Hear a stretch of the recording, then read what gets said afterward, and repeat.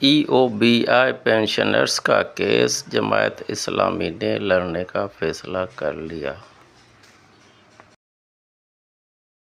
دھندا ہے، پوری صوبائی حکومت کرپشن کے اوپر قائم ہے، پوری وفاقی حکومت کرپشن کے اوپر قائم ہے۔ کرپٹ لوگوں نے ریٹائرڈ پینشنرز کے حقوق اور ان کے فنڈز بھی کھانے شروع کر دیے ہیں، لہٰذا ہم ان کا مقدمہ بھی لڑیں گے، مزدوروں کی جنگ بھی لڑیں گے، ملازمین کی جنگ بھی لڑیں گے۔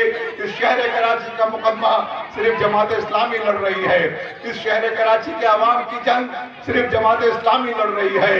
کراچی کے حالات پر حافظ کلیم الرحمان بول رہے ہیں، کوئی دوسری آواز نہیں ہے جو کراچی کے مظلوم عوام کے حق میں بولنے والی ہو، لہٰذا آپ اپنی رائے اور اپنے ووٹ کو صرف اپنے اس شہر کو اور اپنے اس گھر کو اور اپنے شہر کے رہنے والوں کے، اپنے ان بچوں کے مستقبل کو سامنے رکھ کر استعمال کیجئے۔